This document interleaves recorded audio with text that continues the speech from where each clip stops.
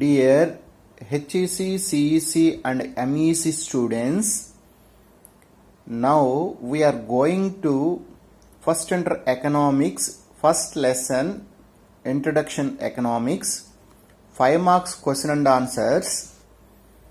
So today third and fourth question discuss in this video class.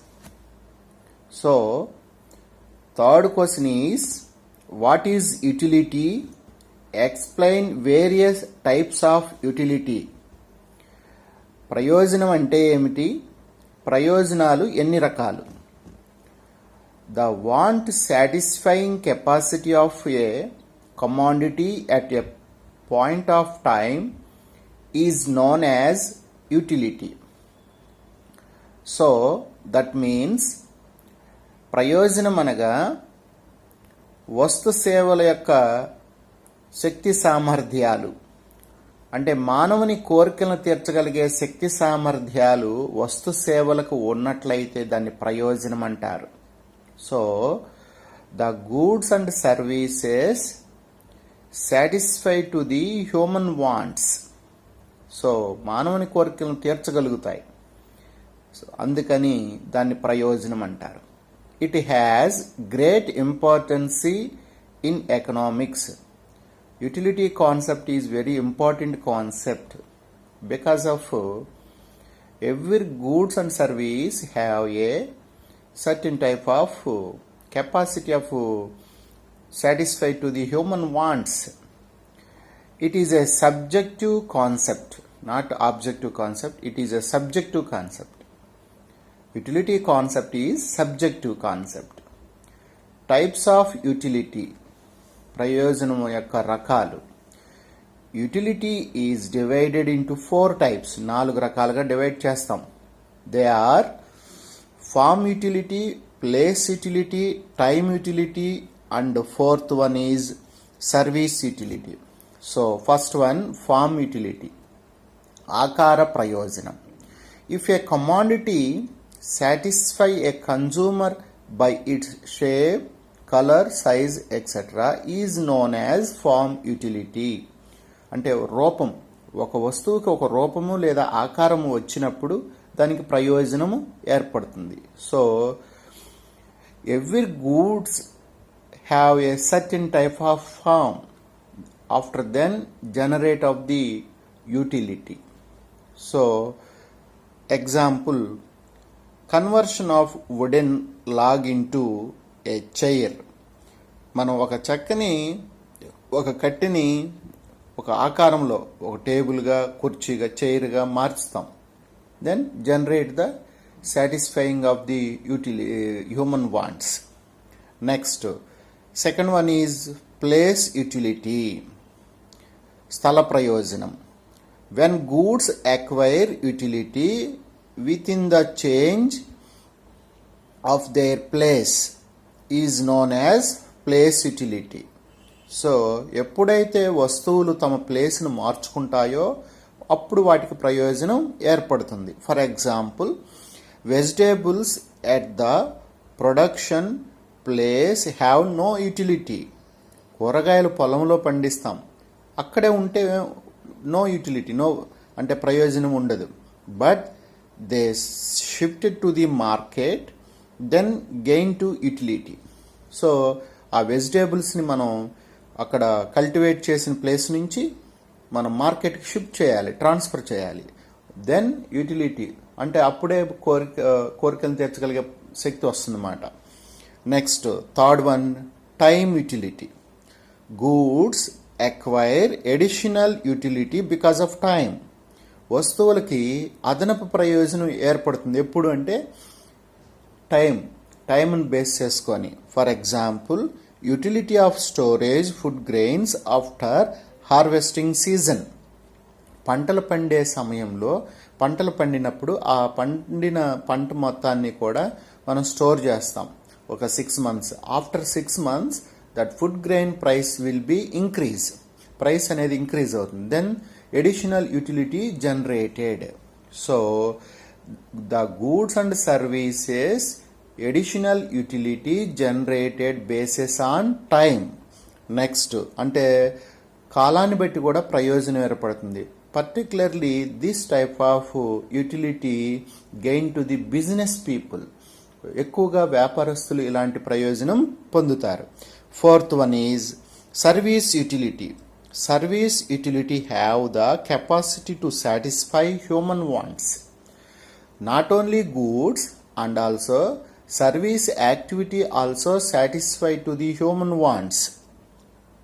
అంటే వస్తువులే కాదు, సేవలు అనేవి కూడా ప్రయోజనాన్ని ఇస్తాయి అన్నమాట, మానవుని కోరికలను సంతృప్తి పరుస్తాయి.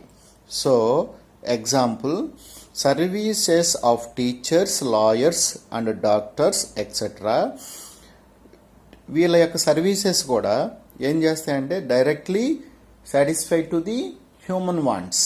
These are directly satisfy human wants, therefore they are called service utility. Next fourth question is explain various economic investigations. అంటే ఆర్థిక పరిశోధనా పద్ధతులు, అర్థశాస్త్ర పరిశోధనా పద్ధతులు ఏవి? So answer is formulation of economic laws and principles requires adoption of certain methods. So అర్థశాస్త్ర సూత్రాలు లేదా సిద్ధాంతాలు అనేవి కొన్ని రకాల పద్ధతుల ఆధారంగా ఫార్ములేట్ చేయబడ్డాయి, ప్రిపేర్ చేయబడ్డాయి. So the economic laws and principles prepared are explain basis on certain type of methods. Mainly two methods are used by economists for conducting economic investigations. ఆర్థికవేత్తలు ప్రధానంగా రెండు రకాల పద్ధతుల ద్వారా ఆర్థిక పరిశోధనలు కొనసాగించారు. They are deductive method, inductive method. నిగమన పద్ధతి, ఆగమన పద్ధతి. So deductive method means this is mainly used by classical economists. సంప్రదాయ ఆర్థికవేత్తలు దీన్ని ప్రధానంగా ఉపయోగించారు. This method is also known as abstract, hypothetical and prior method. అంటే ఈ మెథడ్ని, డిటెక్టివ్ మెథడ్ని abstract method, hypothetical method, prior method అని కూడా పిలుస్తారు. Because it is a based on abstract reasoning and not on actual facts. అంటే వాస్తవాల మీద ఆధారపడకుండా ఊహాజనితంగా వివరించబడుతుంది ఈ మెథడ్ ద్వారా. So example, law of diminishing marginal utility. So క్షీణోపాంత ప్రయోజన సిద్ధాంతము ఎక్స్ప్లెయిన్ బేసిస్ ఆన్ అబ్స్ట్రాక్టిల్ మెథడ్. సో అబ్స్ట్రాక్టిల్ మెథడ్ ద్వారా దీన్ని వివరించబడింది. The logic proceed from the general to the particular. So deductive method analyzation through general to particular. ఒక సాధారణ స్థితి వైపు నుంచి ఒక ప్రత్యేకత స్థితిని కనుగొనటం మాట. అంటే ఒక సాధారణ విషయాన్ని తీసుకోవటం, దాన్ని ఒక పర్టికులర్ ఒక వ్యక్తికి వర్తింప చేయటం, ఒక విషయానికి వర్తింప చేయటం. There are 4 steps involved drawing inference through deductive method. So ఇందులో మనం గమనించాల్సింది ఏంటంటే deductive method explain the basis on 4 steps. They are selecting the problem. First సమస్యని గుర్తించటం, ఎంపిక చేసుకోవటం. ఫార్ములేటింగ్ ఎజంప్షన్స్, ప్రమేయాలు ప్రిపేర్ చేసుకోవటం. Assumptions means conditions. Third one is formulating the hypothesis. అంటే మనం సిద్ధాంతాన్ని ప్రిపేర్ చేసుకోవటం, వివరించటం అన్నమాట. Fourth one is verifying the hypothesis. అంటే సిద్ధాంతాన్ని టెస్టింగ్ చేసుకోవటం, వెరిఫైయింగ్, పరీక్షించుకోవటం. సో ఫస్ట్ ప్రాబ్లమ్ సెలెక్ట్ చేయటం, formulating assumptions, next one formulating hypothesis and verifying the hypothesis. These are 4 steps explain the deductive method. Next, second method, inductive method. This method also known as historical, empirical and ethical realistic method. So ఈ మెథడ్ని ఇన్ని రకాలుగా పిలుస్తారు. చారిత్రాత్మకమైన, వాస్తవమైన లేదా నైతికమైన మెథడ్గా తీసుకుంటాం. The German school of economists advocate this method. So German school of economics follow this method, that is inductive method. This method proceeds from particular to the general. So inductive method explain the from particular to general. Particular అంటే ఒక ప్రత్యేక విషయాన్ని తీసుకొని దాన్ని general universal చేయటం అన్నమాట.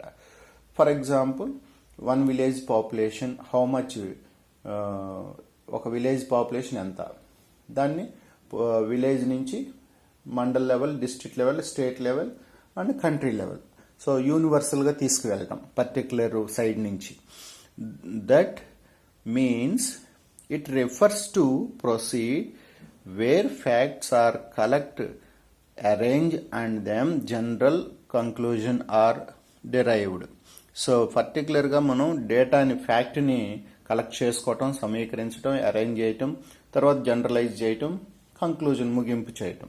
Example, law of diminishing returns, చరణుపాతాల సిద్ధాంతము, prepared basis on in this method. There are 4 steps involved in deriving economic generalization through this method. Inductive method explain the basis on 4 steps. They are selection of the problem, అంటే ప్రాబ్లమ్ని select చేసుకోవటం, collection of the data, so ఆ సమస్యకు సంబంధించిన డేటాని collect చేసుకోవటం, అంటే collection of the data that problem. At the same time, third one is observation. So that problem is observation or preparation. Next, fourth one is generalization. A problem ni generalize chesi chodatam. So these are 4 steps in this method. So explain the various economic investigations. 2 methods: inductive method, deductive method. So answer is finished. So students, don't waste time. 2 questions, very important questions. So carefully listen and read and write perfectly. So thank you for watching this video. For more updates video classes, subscribe of the EPR